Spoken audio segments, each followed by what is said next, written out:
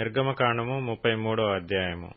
మరియు యెహోవా మోషేతో ఇట్లనెను, నీవు ఐగుప్తు దేశం నుండి తోడుకొని వచ్చిన ప్రజలను బయలుదేరి నేను అబ్రాహాముతోనూ ఇస్సాకుతోనూ యాకోబుతోనూ ప్రమాణము చేసి నీ సంతానమునకు దీనినిచ్చేదనని చెప్పిన పాలు తేనెలు ప్రవహించు దేశమునకు లేచిపొండి.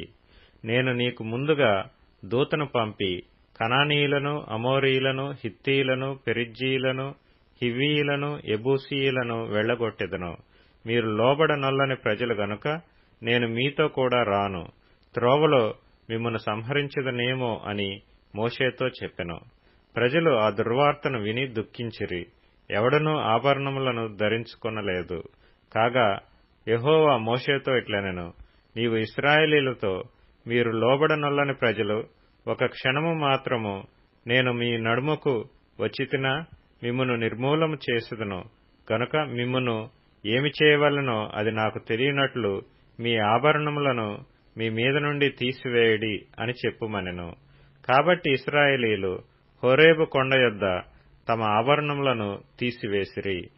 అంతట మోషే గుడారమును తీసి పాళెము వెలుపలికి వెళ్లి పాళెమునకు దూరముగా దాని వేసి దానికి ప్రత్యక్షపు గుడారమును పేరు పెట్టెను. యెహోవాను వెదికిన ప్రతివాడును పాళెమునకు వెలుపల నున్న ఆ ప్రత్యక్షపు గుడారమునకు వెళ్ళుచూ వచ్చెను. మోషే ఆ గుడారమునకు వెళ్లినప్పుడు ప్రజలందరూ లేచి ప్రతివాడు తన గుడారపు ద్వారమందు నిలిచి అతడు ఆ గుడారములోనికి పోవు వరకు అతని వెనుక తట్టు నిదానించి చూచుచుండెను.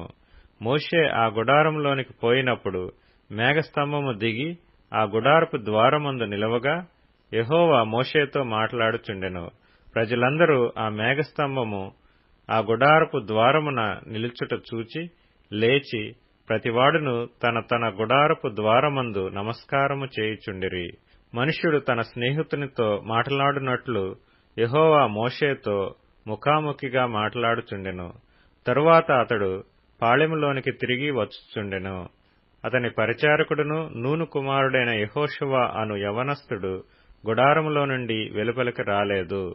మోషే యెహోవాతో ఇట్లనెను, చూడుము, ఈ ప్రజలను తోడుకొని పొమ్మని నీవు నాతో చెప్పుచున్నావు గాని నాతో ఎవరిని పంపెదవో అది నాకు తెలుపలేదు. నేను నీ పేరును బట్టి నిన్ను ఎరిగియున్నాననియు నా కటాక్షము నీకు కలిగినదనియు చెప్పితివి కదా. కాబట్టి నీ కటాక్షము నా ఎడల కలిగిన ఎడల నీ కటాక్షము నా ఎడల కలుగునట్లుగా దయచేసి నీ మార్గమును నాకు తెలుపుము. అప్పుడు నేను నిన్ను తెలుసుకొందును. చిత్తగించుము, ఈ జనము నీ ప్రజలే గదా అనెను.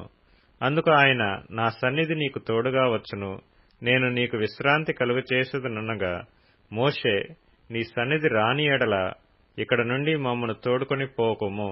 నా ఎడలను నీ ప్రజల ఎడలను నీకు కటాక్షము కలిగినదని దీనివలన తెలియబడును, నీవు మాతో వచ్చుట వలననే కదా. అట్లు మేము అనగా నేనును నీ ప్రజలను భూమి మీద నున్న సమస్త ప్రజలలో నుండి ప్రత్యేకింపబడుదుమని ఆయనతో చెప్పెను. కాగా యెహోవా, నీవు చెప్పిన మాట చొప్పున చేసెదను. నీ మీద నాకు కటాక్షము కలిగినది, నీ పేరును బట్టి నిన్ను ఎరుగుదనని మోషేతో చెప్పగా అతడు, దయచేసి నీ మహిమను నాకు చూపుమనగా ఆయన, నా మంచితనమంతయు నీ ఎదుట కనపరచెదను, యెహోవా అను నామమును నీ ఎదుట ప్రకటించెదను. నేను కరుణించు వాని కరుణించెదను, ఎవనియందు కనికరపడెదనో వానియందు కనికరపడెదనెను. మరియు ఆయన, నీవు నా ముఖమును చూడజాలవు, ఏ నరుడును నన్ను చూచి బ్రతకడనెను. మరియు యెహోవా, ఇదిగో నా సమీపమున ఒక స్థలమున్నది, నీవు ఆ బండ మీద నిలువవలెను. నా మహిమ నిన్ను దాటి వెళ్ళుచుండగా ఆ బండ సందులో నిన్ను ఉంచి నిన్ను దాటి వెళ్ళు వరకు నా చేతితో నిన్ను కప్పెదను. నేను నా చెయ్యి తీసిన తరువాత నా వెనుక పార్శ్వమును చూచెదవు కాని నా ముఖము నీకు కనబడదని మోషేతో చెప్పెను.